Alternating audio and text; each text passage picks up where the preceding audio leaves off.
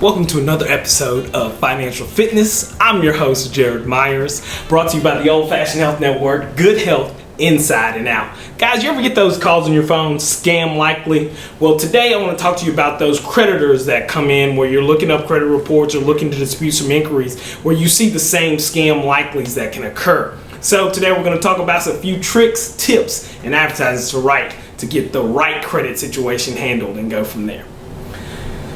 So, let's say we're going through our credit report and there are a few things that I'm noticing that I know I did not have on or submit to during my credit report or credit history or getting my credit checked where I applied for something where I noticed multiple inquiries.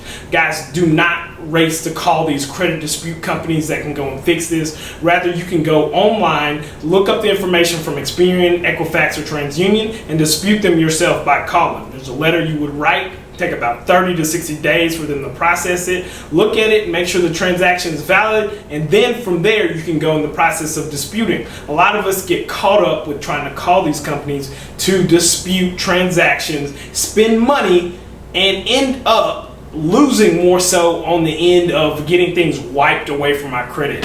I repeat, you cannot wipe away things from your credit.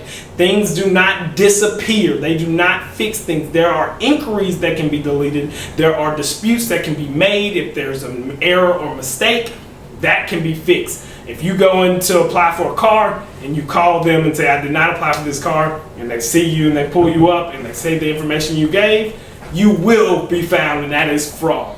Another situation where we go for looking up our credit history and monitoring our credit from there, you must pay attention to the simple things of the disputes that you have. Realize that some inquiries may be incorrect, but also pay attention to, all right, do I need to dispute this? How long will this hurt? How long will this be on my credit report? And for what areas do I need to have my score raised in? Do I need to have my Equifax score raised? Do I need to have my Experian score raised or my TransUnion score raised? You need to go through file and see which ones are going to be best affected by that. When a lot of people go in and look to dispute with these companies, they end up getting in trouble because they end up spending lots and lots of money. However, they don't get the necessary tools that you can learn doing yourself. So these tricks right here to go in, dispute, pay attention to, keep it very simple, keep it very base, and keep it very financially back in your pocket.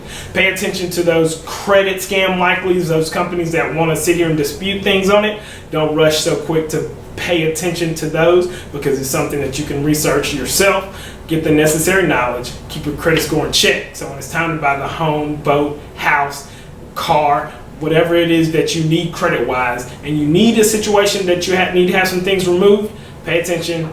Go online, figure out what it is you need to get removed before you start calling the credit dispute companies.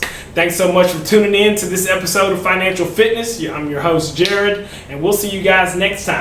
Don't fall for the scams. If I were a bank owner? That's a good question. If I were a bank owner, I'd give everyone free checking. My bank would make my community stronger. My bank would be all about the app. It'd help young people like me build their credit. Want better banking? Be an owner. Free checking, easy app, member owned. Delta Community Credit Union. Everything your bank should be.